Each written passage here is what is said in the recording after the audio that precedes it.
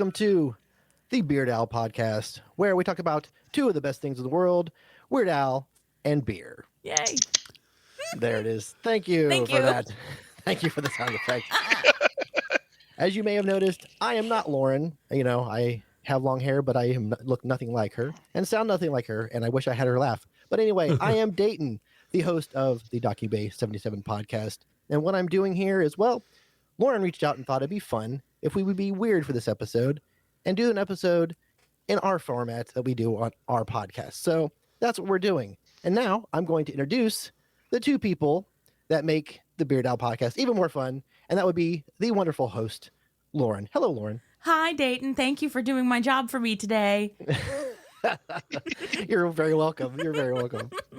And of course, the not quite as better half of that relationship, it is Russ, the host of the YouTube channel, the Infectious Groove Music YouTube channel. How's it going, Russ? Hello, and thank you for welcoming me to my wife's show. Oh, this is weird already, and it's fantastic. It's great. I love it. And one of my regulars, my right-hand guy on my podcast, it is Disney John. How's it going? That's fantastic, man. Tuesday, first day back to work for the new year. I'm ready to do some fun things now. Wonderful, wonderful. Well, good. It was funny. When Lauren reached out to me, I literally the same day had a thought. I was listening to her episode where she interviewed the director of the Weird movie.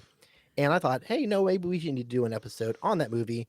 Have Disney John on, of course, because he's a super fan of Weird Al, and we'll have Lauren on. And before I could even reach out to her, she reached out to me and suggested this format. So I guess it was meant to be. It was. Yeah, we'll call it karma, whatever, serendipitous, whatever you want to do it. So yes, we are here to discuss Weird, the Al Yankovic Story.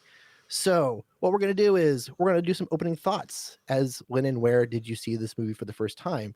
And we'll start with Russ. How's it going? What do you have to say about this? As far as where I saw it the first time, you're never going to believe this, but my wife, of all people, was heavily waiting for this motion picture to come out. What? I know. And I'm shocked and amazed. I know. It's crazy. But what's funny, and I'm kind of probably going to steal a little bit of her thunder on this, but the day of release, because obviously this had been a hotly anticipated thing in our house, the day of release, she came running into my office at like 2 or 3 in the afternoon. She's like, there's a thing where we can set our time ahead on the Roku and watch it early. And I was like, oh boy. So that's how I ended up seeing it before it was supposed to be released in the US, because we temporarily lived in Thailand, I think. I think it was Holland.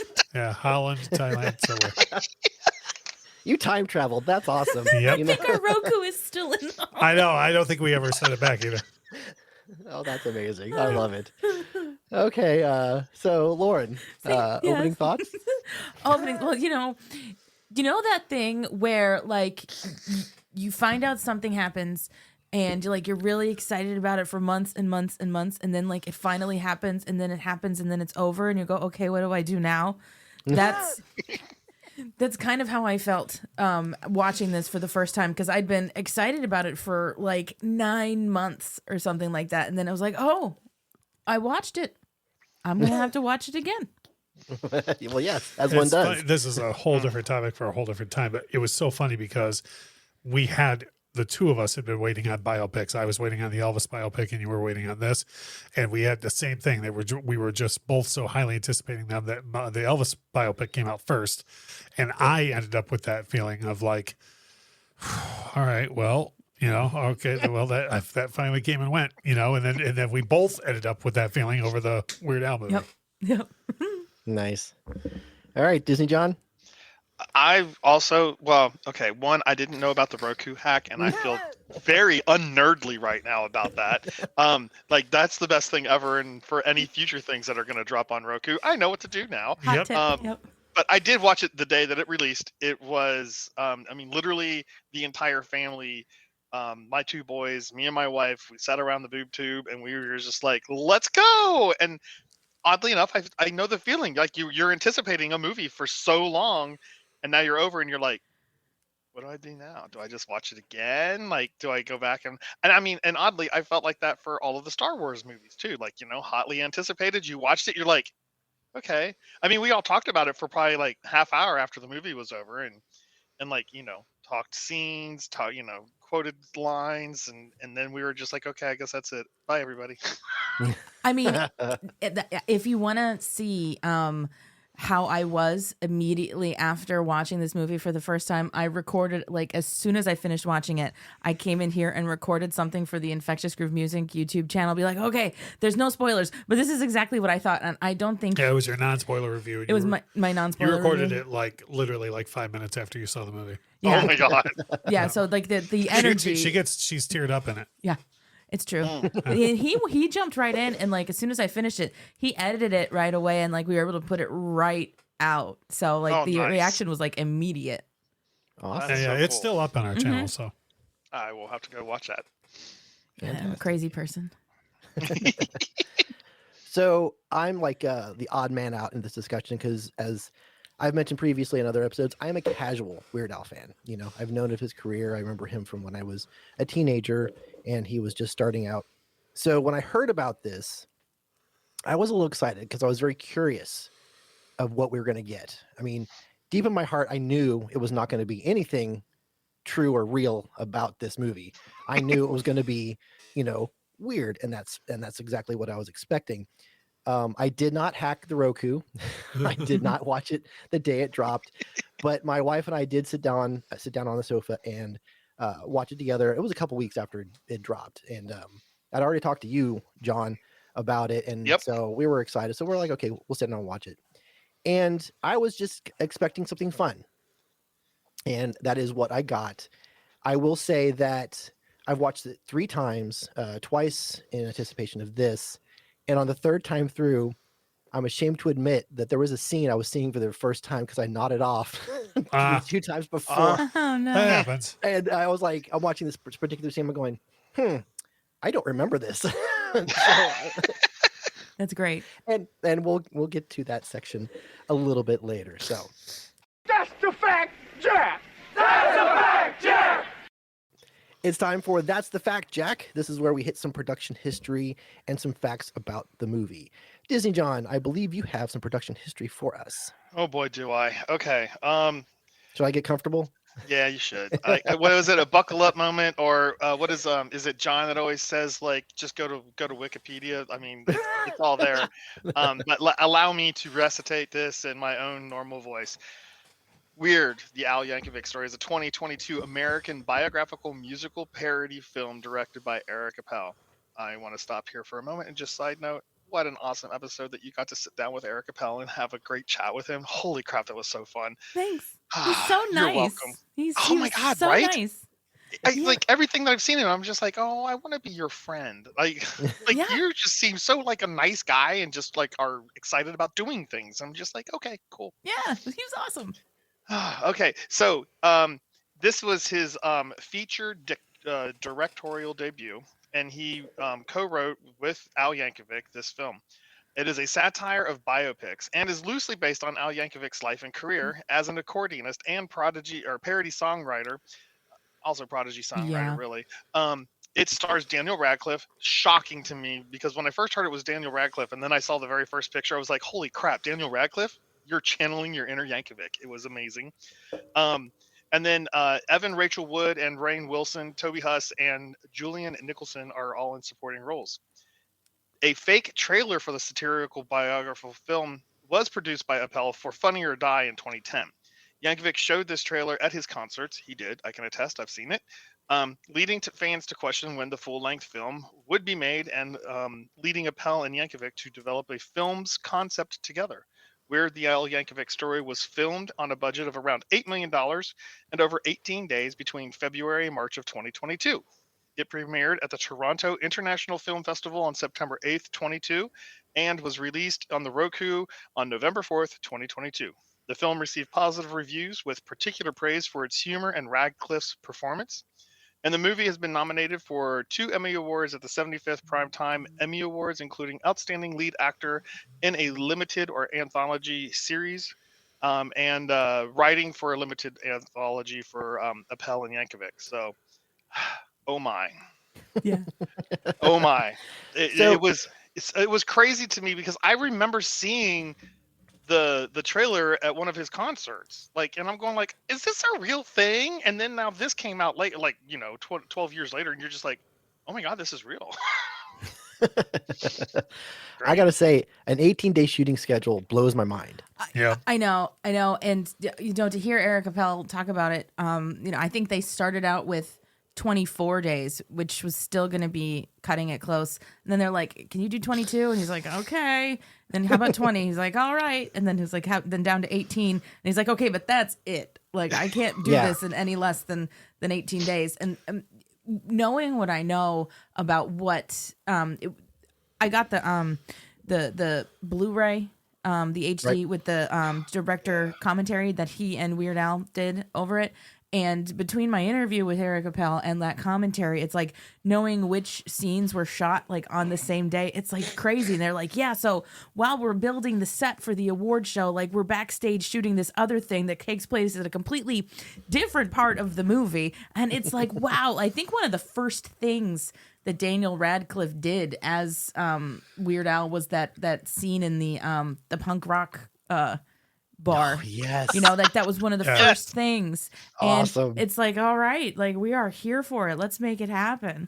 Yeah, and there was something in the director's commentary too that was like, there was like this room here, like that was one of those things that got pushed way too fast to have to shoot those concert scenes.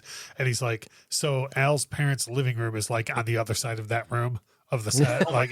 They just had to like throw some things together to make that punk rock club. Yeah, it's like, Holy moly. Yeah, it's really, it's between Lauren's interview, and we've already plugged her interview several times, so I don't mind doing it again. But between her interview with Eric Appel and the director's commentary on the disc, there's like a lot to learn about how you can make a labor of love that fast. Right. And for honestly, not a lot of money. Yeah. No, $8 million is nothing by Hollywood standards for a feature film. No kidding.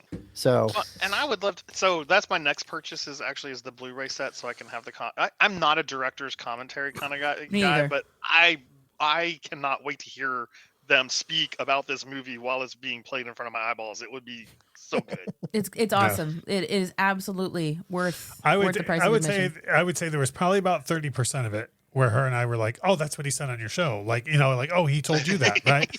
But then there was a lot of it that I was like, oh, no way. Like, stuff that we learned while we were watching. It's very cool to listen to any amount of Weird Al's creative process. I am all for hearing. Yeah. oh, right. Mhm. Yeah. And like that, the pool scene, which I'm sure we're going to talk about later on. But the thing that impressed me the most is they had Conan O'Brien for 1 hour.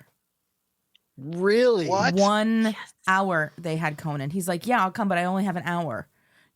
So when that scene kind of culminates and like everybody's participating in what's happening in that scene, you'll notice they cut away to Conan like by himself because they had to shoot all of his stuff before, because they had Conan for 1 hour. Oh my God. Wow. That's amazing. That really is. Like, All right. I love it. I love it. I love it. I love all behind the scenes stuff. I am a person that enjoys director commentaries as long as they're good. Yeah. Ridley Scott does great commentaries because he tells you all the secrets. He Right. literally takes you behind, the curtain, and it's wonderful. I love John Carpenter, but his when like the one for Big Trouble in Little China with him and Kurt Russell, it's just them talking. Literally, they spend 10 minutes talking about the movie, and the rest of it's just them talking about music and, hey, how's your kids? It's just like, I'm like, I'm really sitting through this. No. Anyway, moving on. Laura, did you have any other facts about the movie you wanted to drop before we move on? Yeah, just a couple little ones, things that I didn't really get to talk about on any episode I've done about this already, is that I absolutely loved Weird Al's social media during the production of the film, because he posted a picture every day of something on set. And his on the 18th day, it was like the end, the end page of the script, and it's like the end. That's a wrap, And he was actually a little worried that somebody gave him a hard time about posting a spoiler, even though it just said the end.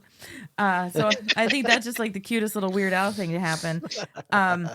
Aaron Paul, who famously played Weird Al in the Funny or Die sketch years ago, was actually supposed to have a cameo in Weird, the Al Yankovic Story, but he got COVID. And because they were on such a tight production schedule, he'd have to be out of commission for 10 days, and that's more than half of the time they had to shoot the movie. So they were like, well, this is not going to work out. Wow. Yeah, a little bit of a bummer, but I think there are so many cameos in this that it's like it would have been really cool to have him, but also like, well, because I Patton Oswalt was supposed to reprise his role as Dr. Demento from the sketch, but he like broke his foot or something pretty severely. So like Rainn Wilson swooped in at the last minute, like the first scene that he has with Daniel Radcliffe in the movie, like they just met that day, and then they had to do like this very weird thing together. So yeah. And the last fun fact that I have is, when it got announced that Daniel Radcliffe was playing Weird Al in this movie, I'm sure like we all experienced it. It's like, well, Harry Potter's playing Weird Al. And it's like, first of all, no, Harry Potter is not playing Weird Al. Daniel Radcliffe, who played Harry Potter, is also playing Weird Al. And the reason that Al was like, no, this guy gets it, he's going to be able to do this, was from a clip on the Graham Norton show where Daniel Radcliffe sang the entirety of Tom Lehrer's The Elements song. And Yes. Weird Al was like, "Oh, yep, I think we found our man." Oh. Yeah. 100%. I've seen that. It's amazing. It's amazing. It really Yeah, is it is. amazing. So I wasn't surprised at the choice for Radcliffe because I had seen enough of his other work to know that he can do stuff like that. Woman in Black, of course, was a little dark. What If is a great romantic comedy. And of course, if you've seen Swiss Army Man, you know he can be weird. So there was Guns no, in my mind, Akimbo. yeah, exactly. So he actually has range. So I wasn't worried about it. So, and let's just say, dude was cut for this movie. Oh my Oh, God. yeah. Well, that's because he had to be accurate. Yeah, you had to be accurate to Weird Al.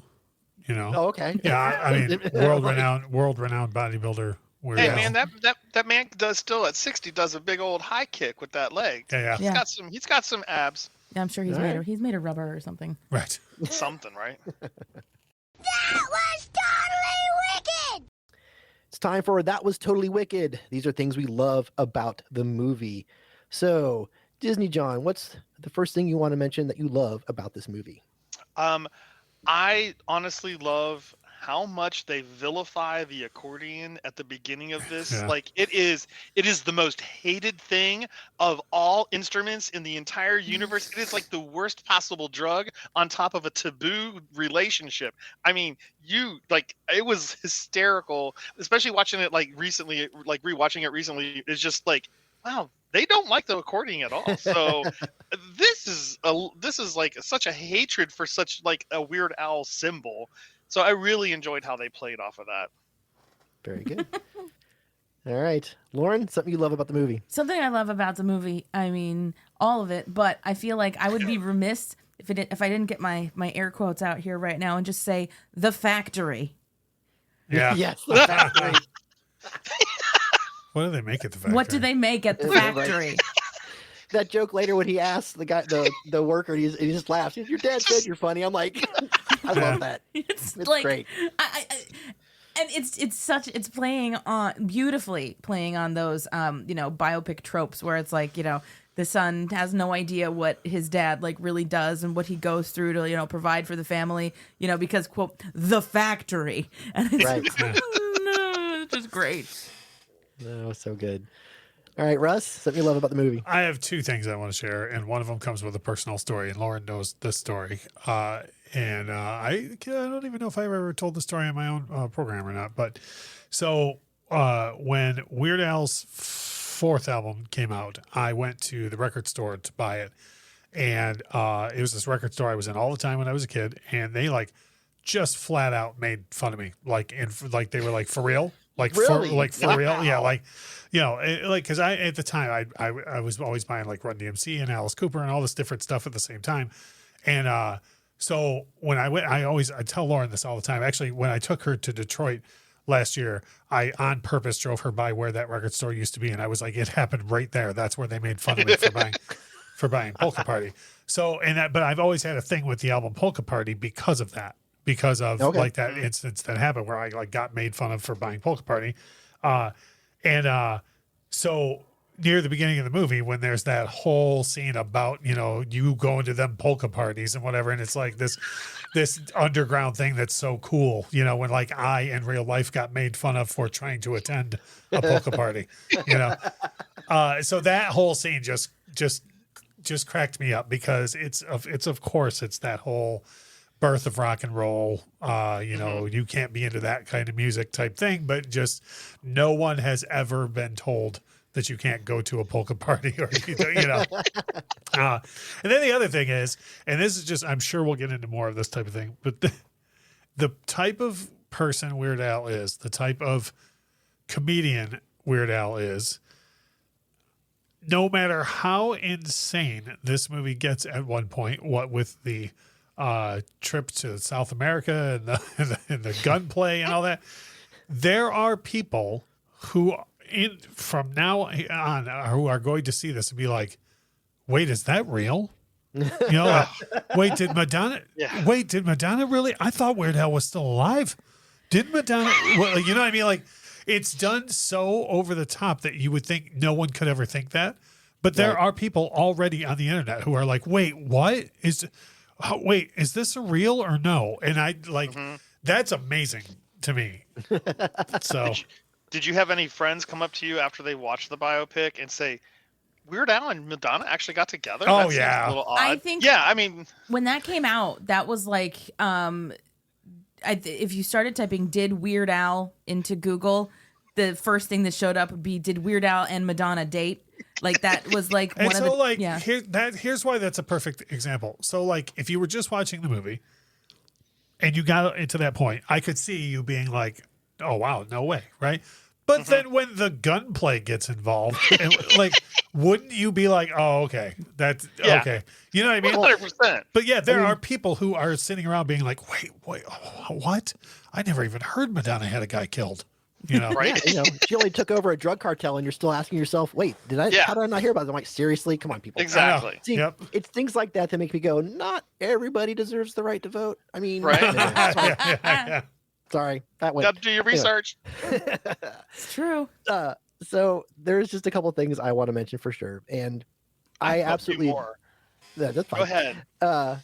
There's the way they parodied biopics.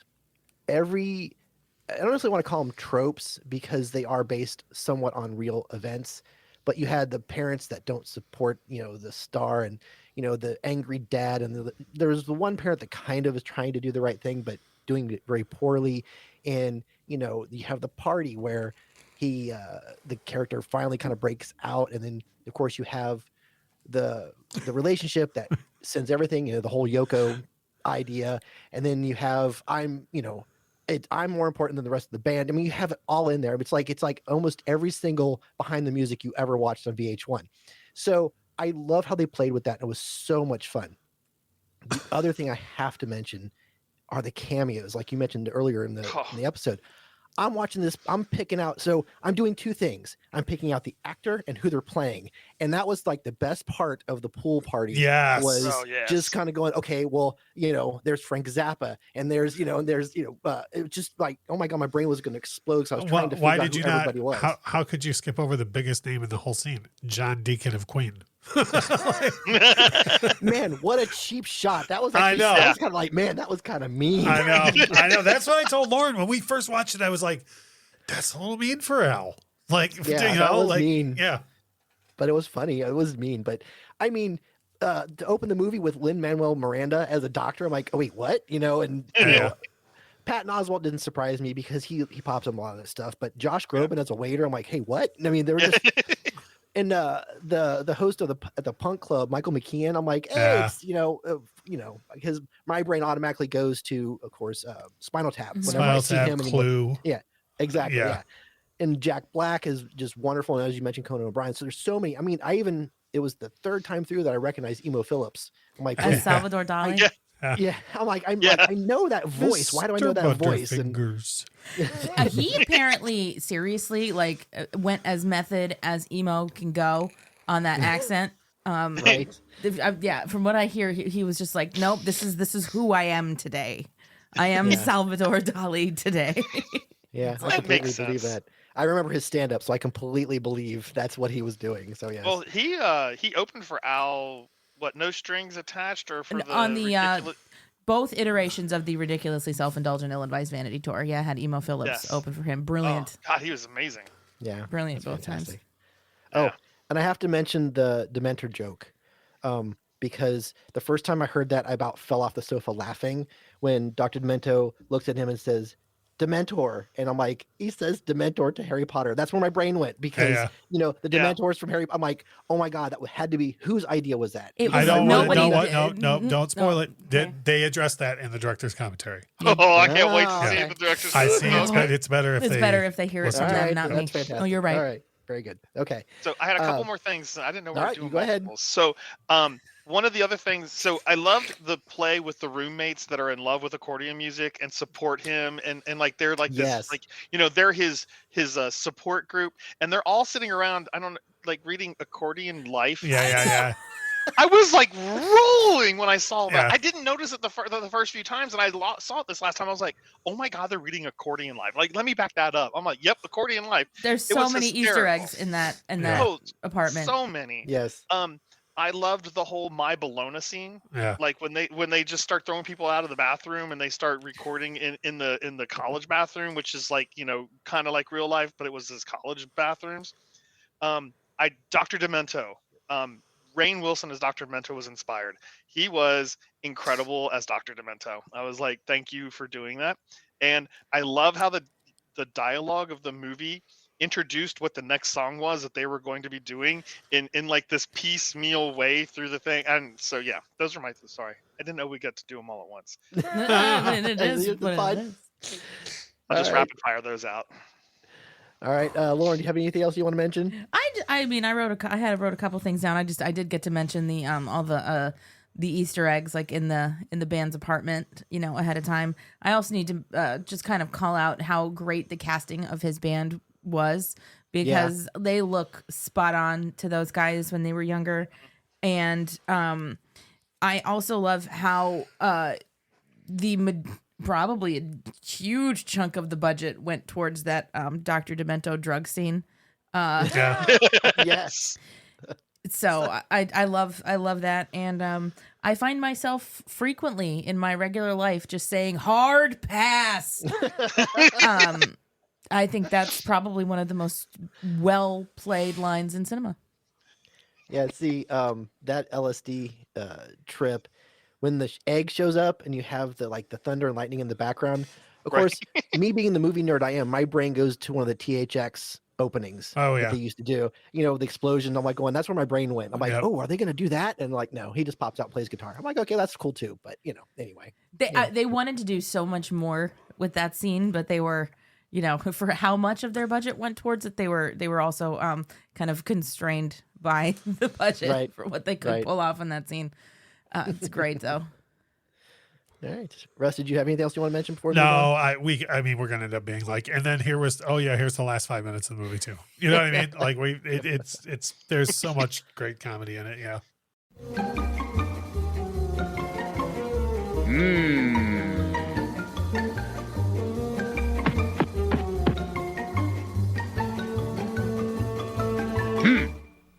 No, sir, I didn't like it. It's time for No Sir, I Didn't Like It. These are things we don't like or don't think work within the movie. So I'm almost afraid to go. So maybe I'll let Disney I'll go John first. I'll go first. Okay. Oh, go yeah. ahead. Yes. Russ. Yay, All right. Russ. Okay, so here's my thing, and then let me say this: I think any criticism of this film is ridiculous because the film is ridiculous. Like the film is openly ridiculous. Okay. Yep. So I'm going at this knowing that what I'm about to say could be referred to, and I'm sorry about my language on your show, hogwash. But I have a thing, and Lauren knows this. I have a thing about biopics where they always hit these bullet points into an artist's life and they leave out things that are important to the fans. Like, this about the Elvis, where I was like, they're going to leave out the whole second half of his life. I told her this for months, and then they didn't, which was awesome. They actually covered the part of Elvis's life I wanted them to cover. But Nice. with Weird Al, this was another thing where and again, this is ridiculous, but they are like, he did Bologna, Eat It, Paradise, and then died. And like with Elvis, it's always like, you know, did Jailhouse Rock, went to the army, did the comeback special, died. And you're like, no, I assure you more happened, right? So, and I celebrate Weird Al's entire catalog, and I like the second half of his career as much as the first. And so my one complaint is that they did the thing where they literally fell into the trope of a biopic where it's like the first half of this person's career happened and then nothing else happened and then they died. And that irritated me. I was really hoping for like later stuff. And again, that's ridiculous. It's a ridiculous motion picture. Any complaints about it are ridiculous. But what that was disappointing to me because that is the one trope they did on accident. Yeah, that's fair. Was they fell into that one, you know? I mean, honestly, I think I kind of feel like they did it on purpose. Yeah, I mean, that's possible. I mean, but I do find it funny that, because I remember when the first we watched it, like, oh, they killed him, you know, and I was like, that was a you know, sharp turn that I wasn't expecting. Well, do you not remember that on the news when Weird Al was killed? I know, right? Yeah. Oh, it was a day of mourning. I know that much. Yeah. All right. So Lauren, do you have anything that you don't like or doesn't work for you? I have one very, very minor thing, and I understand why they did this particular thing, but I still don't really like it. At the end, after he wins the award, I don't care. I don't like that he peed himself. I get that it was a play on A Star Is Born, but like it wasn't really necessary in that scene. And that's also, it. Yeah, this is a really specific joke to not just Star Is Born, but a version of A Star Is Born too. Yeah. Right. Yeah. So yeah, very recent. So you know, it's one of those that maybe not everybody saw it. So right. Like, okay, that's just weird. Yeah. No, I don't agree. care for that. I love his jacket in that scene though. I would wear that. Yeah. Like tomorrow. All right, Disney John, do you have anything? You're gonna have to go to hashtag Team Amber for that one. I mean, she hated everything I did last time, so you could go to her for why hates on this movie because I really don't have any. I mean, I watched it as recently as 2 days ago. So, and I'm going through it, going like, okay, I got to watch this for something that I really don't like. And by the end of the movie, I'm like laughing and giggling and having a great time with the movie. And I'm just like, no, I don't have anything. Right. I'm sure Amber does though. Well, that's fine. Amber can complain. She could be wrong all day long. That's fine. There's no crime against that. So. Okay, so I'm going to be the mean person in the room. Well, but you're also the non-Weird Al fan, so go ahead. He's not a non-Weird Al. He's a casual Al I'm fan. a casual Weird Al fan. So there's nothing about as far as the weirdness of the movie that bothers me. What bothers me is after Madonna shows up, a couple things happen. One, I kind of feel like the pacing gets off. It kind of slows in too many parts. And there's not enough interesting things happening. This is where I kept nodding off, was in this section. I, for the first time last night, saw the Amish Paradise section, of like where the dad's telling him about being an Amish farmer. So that was the first time I'd seen that. So previously, I remember him, you know, the whole Pablo Escobar thing, which is weird. So yes, I mean, I'm like, okay, whatever. But I remember that. I remember the shootout. I remember him going back to the factory. And then next thing I remember was him winning the award and being shot. So I missed the whole explanation. I missed the whole performance for Amish Paradise. So last night I'm like going, oh, that's kind of fun. And so, but I still kind of feel like that whole section kind of forgot what the movie was. It's a little disjointed and it's a little, it focuses a lot on Madonna, and I kind of takes it away from our hero, our character, the one we really are here to see the movie, and it's Al, and I think she throws off the feeling of the movie a little bit too much, and so that bothers me. And I was a little confused also because I'm pretty sure before the concert, the band quit, and then they're performing like a surgeon. So I was a little confused by that because I'm pretty sure they all said they were quitting and leaving, but maybe I just misunderstood what they said. But those are my only two complaints. I kind of feel like the second half of the movie is a little uneven, I guess is the best way to put it. And it's not that I don't like it, because there's jokes in there that I enjoy, and there's pieces in there like when he goes to shoot everybody at Pablo Escobar's birthday party. It's funny, but like I said, there was just a little bit disjointed in that section. So that's it. You guys can all be mad at me, and that's fine. I'm used to it. No, I agree. I think it is too focused on Madonna in the second half for sure. Yeah, I mean, Okay. those are absolutely like fair, valid things. I think part of it is that like Evan Rachel Wood did such a good job Oh, as she was Madonna fantastic. that Yes. you know, it was like they leaned into it because like she was kicking so much ass in that role, you know. Right. So I could see why they did it, but I also see where you're coming from because it's true. Like when I think about what my favorite parts of this movie are, it's not really the middle. No. Right. You know, it's a lot of beginning and a lot of end. Yes. Yeah. And the beginning of it's fantastic. Like everything from, the polka party and his, time at the club and just there's so many great things, and then it just kind of feels like it hit the brakes a little bit there. So, okay. At least I'm not getting any hate. I appreciate that. I'm Nope. used You're not to getting any hate, but I think also I wouldn't call it disjointed as so much as the pacing was off. It was probably disjointed because you fell asleep, but it was definitely. But it was. Hey, I was awake this last time. It just, I think it forgot what kind of movie it was. I think it kind of forgot itself for a short amount of time. I won't disagree with you on And that. since they were on an 18-day shooting schedule, they couldn't really shoot anything to fix it. So Right. I Right. completely understand. So I That's get very true. Yeah. Yeah.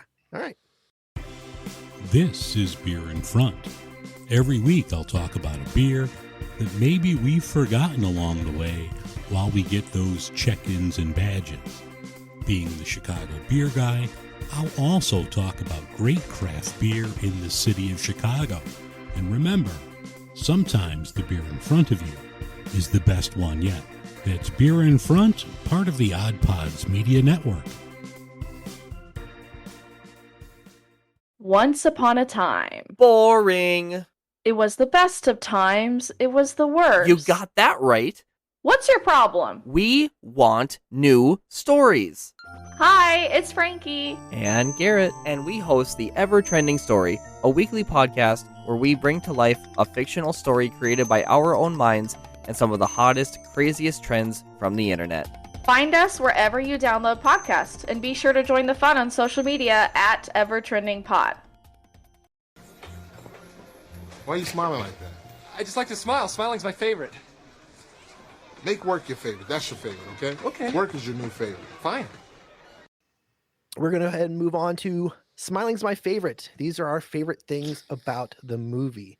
So, Disney John, your favorite scene? The polka party. I loved the reference to the album Polka Party. I found the whole entire thing that polka music is a drug in this movie. Like it's like kids going to a rave, but it's a polka. And then they go, "Come on, Al, play the accordion. It's there for you. Just go ahead and do it. Just do it." And I was just like, "Oh my God, this is so ridiculous. It's amazing, right?" It's just. I remember my reaction to it the very first time because I was in tears. I am laughing uproariously. Like I'm probably the biggest Weird Al fan in my family, so I'm laughing. I'm like, he's at a polka party and he did a movie called the polka, and it's a polka party, and oh my God, it's a drug, and it was hysterical. I thought it was well done. I thought the whole scene was well done. It's like, no man, come on. You just get a hey boy. What's a hey boy? Oh, how did we get this far without mentioning the hey boy? Talking to the hey boy? Well, and then the dad comes out at the end. He goes, "A hey boy? Really?" Yeah. Yeah. So the whole thing, the setup to before to the after is just, it's a wonderful. I love that section. All right. Lauren, favorite scene? Oh, this was tough. I'm going to go with something a little offbeat, mostly because I think it kind of starts bringing us back to where we were. It's in the Pablo Escobar birthday scene where the gold records that he has around his neck save his life. Platinum, sorry. And we forget, right? We see them way earlier in the film when he's being interviewed by Oprah, who was like wonderfully portrayed by Kinta Brunson. Yes, she was fantastic. And she was fantastic. And, so he shows them to her then, and so much time goes by that you forget that he's still wearing these things, and then bang, bang, bang. It's like, oh, oopsie, like here they are, saved by my own hubris. And it's delightful. And then that scene continues on to where Madonna starts trying to shoot at him, but she's such a bad shot that by the end of it, he's walking away like, I don't even need to turn around. Like she can't. It's just. I think that's just kind of wonderful. With no spoilers, they address that in the commentating too. The fact that Madonna's a bad shot. Yeah. I cannot wait to see this. So, John, you need to buy it, and then we're gonna screen it over my place on the on the big TV. Seriously, I'm good with that. Like, oh my goodness. All right, very good. All right, Russ, favorite scene. So this one is a favorite, and I'm glad you brought up a point about it earlier, Dayton. Is the scene where, of course, we have to have the scene where the dad is telling him, is absolutely the worst thing ever is what he wants to do with his life, and the mom. This is the part that you pointed out that I love about the scene, where there's always the parent who is portrayed as being supportive, but not quite. And and I'm going to misquote this, but the way that the mom is like, we don't want you to do that. Like the thing that makes you happy. Like, don't do that, And that I think is a very, very astute observation on exactly what you said. All the biopics have that. They have the one parent who's like, like we mentioned earlier, the factory. And then they have the other parent who's like, yeah, you do you, but like not all the way though. Okay. Like, Just not that. Yeah. And then of course this rebel always goes off and does them and becomes, the biggest thing. The other example I always think of, it's not this picture, but in Walk the Line or Walk Hard rather, is the, you have to play a song that is so good that it moves everybody in this room, and that in that moment, that's in that scene. I just love that they got that exactly right. That there's always the one parent who hates it and the one is supportive, but not really. Mm-hmm. Gotcha. All right. Awesome. I am a little surprised that nobody had mentioned really the pool party just yet. I thought everybody was going to say pool party. That's why I didn't. Yeah. I stayed away from it on purpose. So it was actually one of my backup choices because just the cameos alone. And so since I mentioned the cameos, I'm going to go with my second choice. And honestly, it's the Like a Surgeon section, but he was great because he looked like that performance. But it was the Jim Morrison section afterwards that I just adored. I'm like, oh my, because I'm watching going, oh my God, they're doing Jim Morrison. Yeah. I was like, this is awesome. Him getting arrested, everything. I was like, do you want to see it? I'm like, oh my God. I was laughing so hard.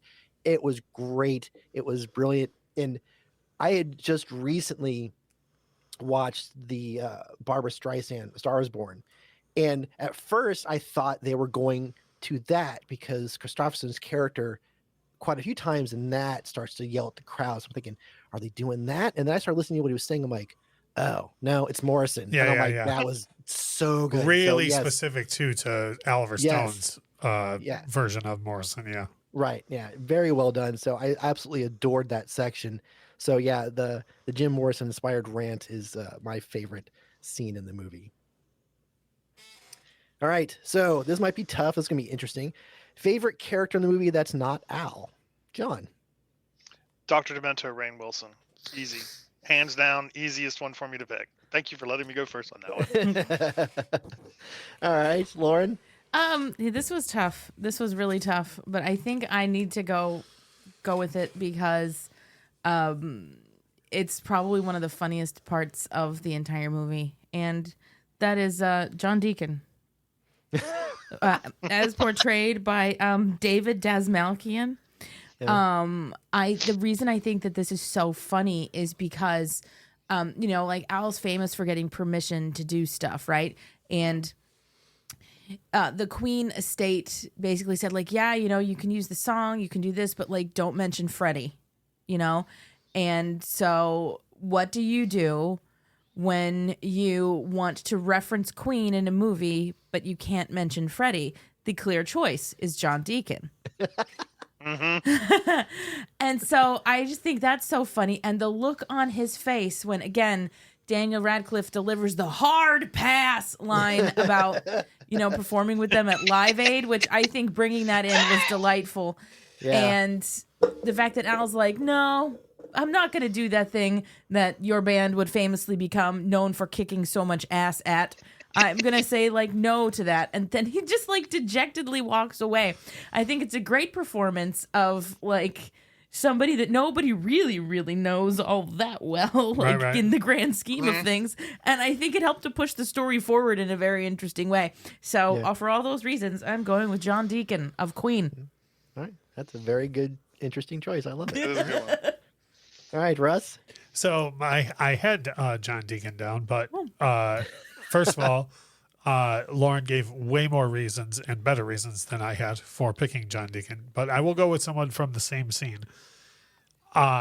because to fully get almost everything involving Weird Al, a life story involving Weird Al, in my opinion, to fully get it, you have to be of a certain age, and I am of a certain age.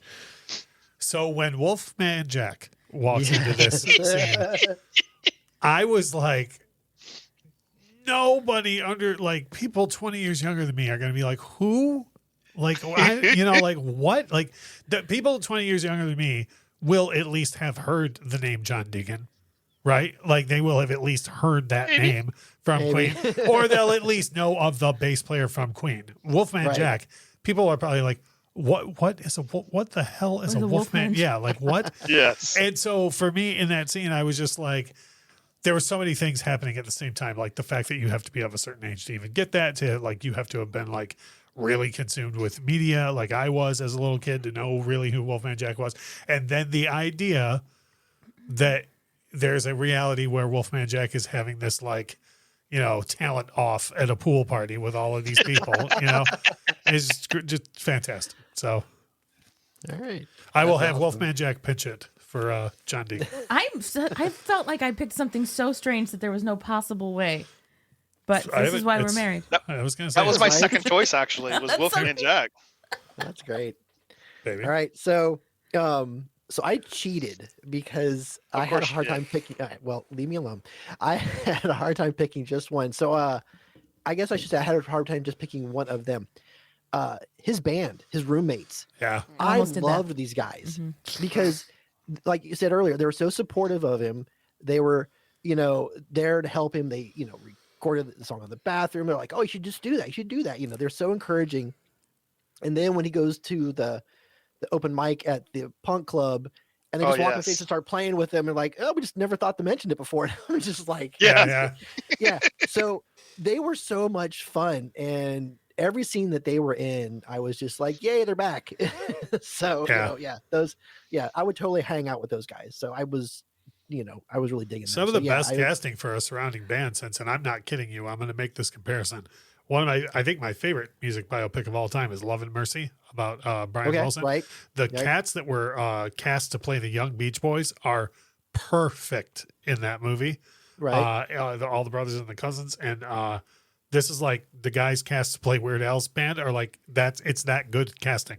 Like it's that well done. Oh yeah. Steve J looks like Steve J. Right. Yeah. 100%. That's awesome. I love it. Okay. I'm excited about this question. Favorite song from the movie, Disney John? Okay, this was kind of an unfair question because I liked all of them. They're some of his greatest hits, right? I mean, like all of them are. I'm going to settle for Another One Rides the Bus. All right. It's where my dart through ended up, and I was not sad. Like I would have been sad for any of them, but Another One Rides the Bus is where because I think where it hits in the scene. Again, we're back at the pool party. The pool party I think is probably one of the singular best scenes out of the entire movie. But the way that he comes up with Another One Rides the Bus, like off the cuff, right. It's like a riff off. If you've seen Pitch Perfect, it's like a riff off, and he's just like, "Here I go, I'm gonna do this thing now," and I'm just like, oh my God, if that were like even half true, it would be an amazing story of Weird Al. I can't let this pass. Every time I hear the phrase riff off, I see Anna Kendrick in my head go, what the hell is a riff off? Yeah, right? She's so mad. I love that movie too. Oh my God. Okay. I could watch it on repeat and never get bored. Oh yeah. I think 100. my wife and I have watched that movie probably like 40 times. Oh, I've watched it easy 40. Easy 40. Somebody on the show watched it once and didn't like it all that much. I don't want to name names. No, it's okay. I don't want to name names. What's that? What did you say earlier, Dayton? You're allowed to be wrong all day long? Look at the face. Oh my So, all right, so we're gonna skip Lauren to go to Russ. No, I'm kidding. I'm so kidding. Oh my goodness, I'm such a bad person. Okay, Lauren, your favorite song from the movie? Yeah, this is actually a tip of the cap to you, Dayton, because I'm going with "You're All a Bunch of Slaves," which is on the soundtrack. It's the musical bit that they were playing to sound like the Doors during that Jim Morrison-esque rant. And I like, if you really listen to that on the soundtrack, like that's Al and his band today just like playing a song like the Doors. And you know, they're clearly good at it because Craigslist is awesome. And that's just them doing it again in this movie. And I also love that there's a track on a Weird Al album called "You're All a Bunch of Slaves." And so that's why I'm gonna go with that. All right, Russ. So, because I've seen every music biopic at least 10 times, and they did so well with hitting on all the tropes and everything. There's that moment in every single biopic where Sam Phillips tells Elvis he's got to do a thing, and he comes through with his performance, or somebody actually and embarrassingly yells "Hit the road, Jack" at Ray Charles before he sings "Hit the road, Jack." And, all of those things happen. So for me, a music biopic doesn't start until that moment happens, till the gauntlet has been thrown down and the musical moment happens. So My Bologna is that in this movie, where the way he's like looks around the room, it's like Usual Suspects ish, right? Where he like looks around the room and sees all the things and then puts it together, and the staring at the camera. It's it's the same thing as everything that happened in every other music biopic. So, and I'm not even, Lauren knows this, I'm not even a huge fan of My Sharona or My Bologna or Bologna, or Bologna. In this movie, that moment is where like I'm like, okay, now we're off to the races, right? Because that has to happen in every. So for me, that's my favorite one in this. And that was the first foreshadowing that we got for that played itself out through the rest of the movie with giving you lines like that. Yeah, man, just open up a pack, and I was just open up my pack. I was just like, wait, that's a line. Wait, and it just kept going. Yep. So yeah, that's a good one. That's a really good point. That's a fun scene. It's a fun scene. Yeah, it is. Yeah, and I think it's great the way that it all sort of fell together. And the best part about that scene to me is like, he puts it in the mail. It's like, well, gotta sit down and wait to become famous, and then he's on the radio immediately. Yeah, it's like, oh, Al, don't worry, that's gonna take years for that to happen. Nobody just becomes an instant star on, right away. Hi, this is Dr. Demento, and here we are playing a brand new album. I just got in. Yeah, it was. I love that scene. So I loved how they played with the foreshadowing at the end of the movie when he's back at his parents' house and they're talking, and you think it's going to lead into Fat. And then they go to Always Paradise. I was like, because I'm like, oh, that actually was quite brilliant. I really did enjoy that. I totally agree. Much, so. Well, and then the Coolio lookalike out in the audience. I know he was when so they're pissed. panning across the audience. I was just like, thank you for including that. All right, so my choice is actually not a Weird Al song, but when it came on, because I love the scene, and when it came on, I just started laughing so hard, and it made my heart happy. It is his version of the Ramones song "Beat on the Brat." Yeah. As soon as that came on, I'm like, oh my God. I wanted it to be longer. Like, I didn't want them to interrupt him. I just wanted to hear more of his version of that song. So, my God, every time I watched it, I just was like, yay, it's coming again. So, yes, I just thought that was so much fun and such a great idea to hear a polka version of that song. So, that's my choice. That's a solid choice. Actually, that was one of the times that I saw Weird Al on the unfortunate return of the ridiculously self-indulgent, ill-advised Vanity Tour. That was the non-parody song that he did at the end of the concert, and he also put that out on a 12-inch single for Record Store Day. Wow! A couple years ago. I have it. Oh, very cool. Very nice. Very nice. That's awesome. All right, so we're going to hit some final thoughts and give it a rating on a 1 to 5 film reel scale. So Disney John, final thoughts and your rating, please. Okay, so my final thoughts. If you're a Weird Al fan at all, even casually like Dayton, it's a movie that's worth watching.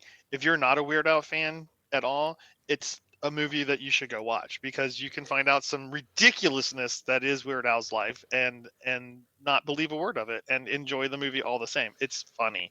I think Weird Al fans probably get a lot more out of this movie than most do. It's a joy to watch from beginning to end. I don't disagree with the slowness in the middle of it, but I mean, that's part of the love story, I think, is it just slows everything down around it. For me, this is the first time I've done it since you've moved over to these film reels. I'm giving it a 5. It is absolutely something that you should own and watch daily. All right. Very good. Lauren, final thoughts and a rating, please. I mean, yes, like this is not a perfect movie, you know. I own that. But I also feel like this is the movie that Weird Al has wanted to make since UHF. You know, like he poured his heart and soul into UHF, and then it got released in the summer of 1989 and got swallowed up by everything around it. You know, Yep. It got released on the same day as Batman. Yeah. So that happened, and like who at the studio was like, it'll be fine. Yeah, I know, right? Somebody said, "Oh, it'll be Batman. Don't worry about it." Don't worry. Warner hasn't been over advertising Batman every single where. No, it's fine. Don't worry about it. Yeah. So, I mean, like that crushed him in a lot of ways, and I feel like I'm so happy for him that this came out in the way that it did and got the reception that it got, because it kind of, you know, validates that, like, it's like no, like I can work in this medium and people are going to appreciate it. And so, like, for that alone, I have to give it a 5. And I realize I'm absolutely grading on a Weird Al curve. Like, I could have given it a 27, but I didn't. So I'm totally grading on a Weird Al curve here. But I think for what it is, it's as absolutely as good as it could be. All right. Russ, final thoughts on a rating, please. Sir. I had this earlier today. I had this marked down as a 4 out of 5, and I couldn't quite put my finger on exactly why I didn't rate it a 5. Because I love the movie, but I don't love the movie, right? Okay. And what you had mentioned earlier is what it is to me. Like, by the time when Madonna gets into it, it becomes as much about Madonna as Weird Al. And I don't like. I saw her on the Blind Ambition tour once. I'm set on that. You know, like I don't like I don't need to know more about her, true or not. Like, I'm good. You know, and so yeah, that's my thing. Is like when it becomes so less focused on Weird Al. I don't care. I don't care the ridiculousness aside of it nothing being true from there on. I just wish it was more focused on him. Right. So that's why I would give it a 4 out of 5. And I do like that I feel like they nailed a lot of the music biopic tropes while skating some other ones very well. And I say, yeah, it's done really well. And if nothing else, like the world needs a lot more things to just laugh at without reason. Like just, yes. You know, and there is so much in this movie to laugh at without reason. Mm-hmm. Right. Yes. So yeah, I think it's, if you're not a big Weird Al fan, but are a fan of biopics, I definitely think this is something worth checking out, because it's a parody of those, and they do it very, very well. So for that reason, yes, I think you should check it out. And even a casual fan like me, I enjoyed it, you know, and I don't nearly know as much as the rest of you about his catalog or about anything really about him. Most of what I've learned recently has been because of you guys, but I enjoyed the movie, and there's a lot of good jokes. There's a lot of fun. And yes, we need more things to laugh at and more things to make us happy and more pleasant things in the world for sure.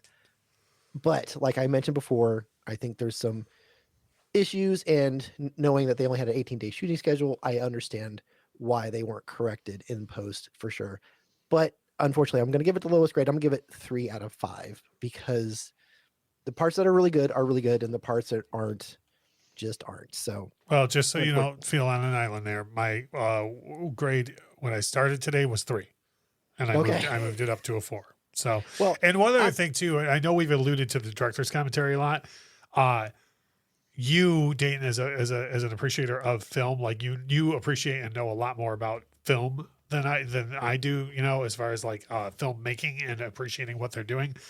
There is a lot in the commentary of, hey, what we originally wanted to do here, or how this was going to make more sense. And I mean, the movie is what the movie is. You know, it's not, we can't just go, well, if they would have made this, then it would be a 10 out of 5, you know, like, but there is a lot in there where that 18 days comes into play a lot. I forget, we were talking about something earlier. Oh, even I don't want to spoil too much, but the scene with John Deacon and the way that goes down, there was going to be more to that. And then they were like, yeah, we don't even have time to keep talking about this. Like, we got to move on. Yeah. You know? Oh, wow. Right. Yeah. Hate it when the studios get involved. Just hate it when the studios get involved. Yes. It's a catch-22 with this, isn't it, though? Because, like, yeah, there's no way this was going to get made without at least someone giving some money.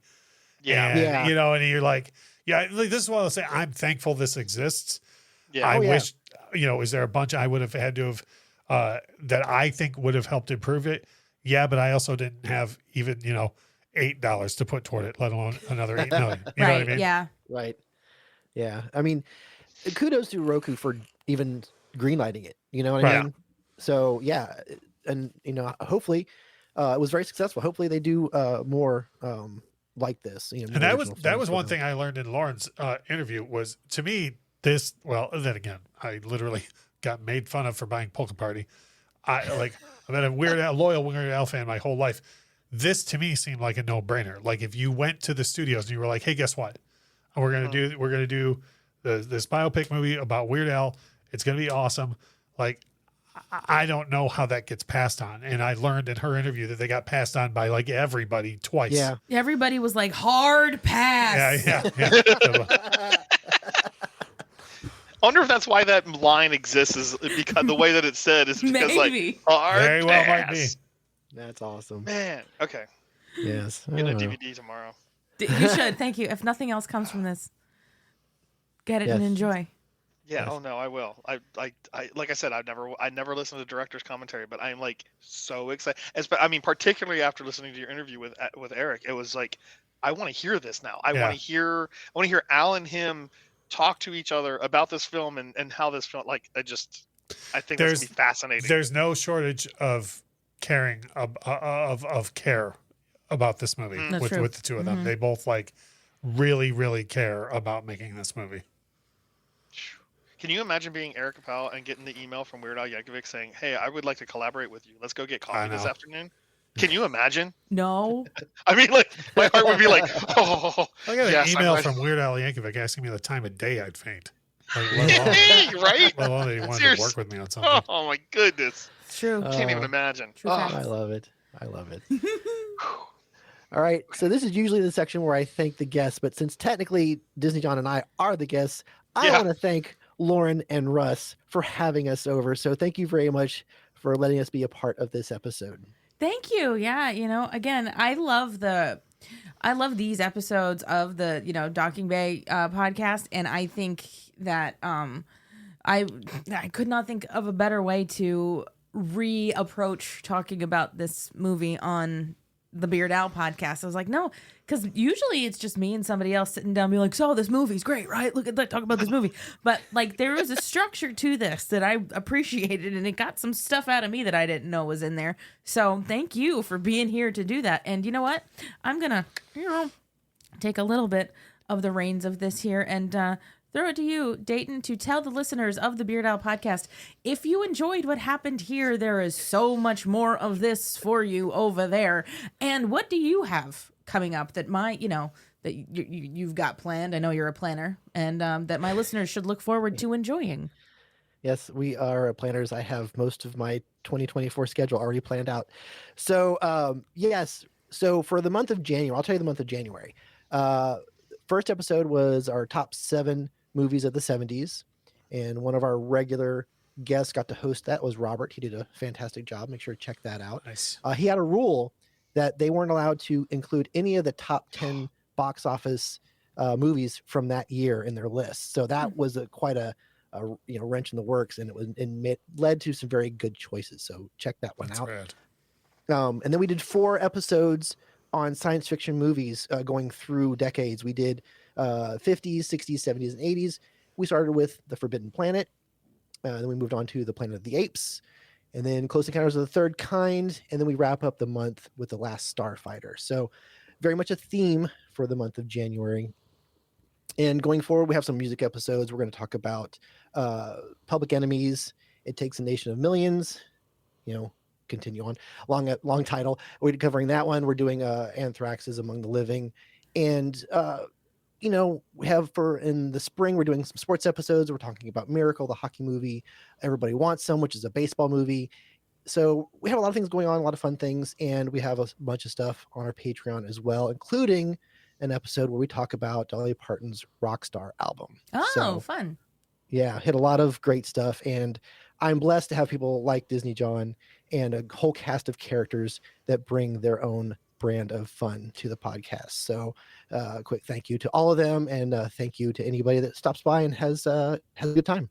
Yeah, I absolutely encourage you to go over there and have a good time, because you absolutely will. So, Disney John, first of all, welcome to your first appearance on the Beard Al podcast. We've talked about Weird Al before, but on Dayton's show, not on mine. Yeah. And so I will say, I'm going to be getting in touch with you to talk some more Weird Al with me on. I'd love to. Yeah. So, do you have anything you wanted to shout out here at the end? No, I'm Dockingbay77 all the way. Like, honestly, come listen to us. We take a lot of care in what we do, and Dayton, this is his love child. It's fun to do. It's good listen, and if you want to hear some people chat about some good music and good movies, you found it. Yeah, true facts. Russ, I know you're here a lot, but I am. I people know you. You don't have to say anything. Do you want to talk about the YouTube channel? Infectious Group Music YouTube channel. Yeah. Four videos every week. Vinyl reviews on Sundays. Tuesdays and Thursdays are our 5 lists, 5 underrated singers, 5 great albums from this year, 5 great singles from that year. Saturdays are the reaction videos. Reaction videos have been doing very, very well. And they're fun. We're having a lot of fun with those. And we learned that you can't make a joke in reaction videos, or every artist's fan base will come after you and yell at you like you're an idiot. So, we're learning, and it's fun. But, come over and subscribe to Infectious Groove Music on YouTube. Yeah, you absolutely should. And as for those of you listening to the Beard Al podcast, because that's what you came here to do, just so you know that the year 2024 is the 40th anniversary of the Beard Al podcast? Of the Beard Al podcast.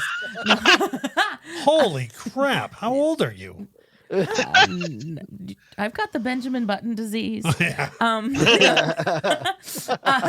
it's the 40th anniversary of Weird Al Yankovic in 3D, Weird Al's second album. That's true. So we're going to be doing a series throughout all of 2024, going through all of the songs on that album with some guests as we go through it. So I've got a couple lined up.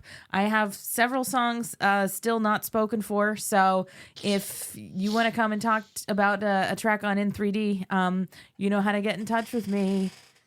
And I think that's it, right? Dayton, you have a beautiful way of closing your show, so you might as well close it like that. All right, sounds good. Do yourself a favor, watch more movies, and remember, physical media is better than streaming.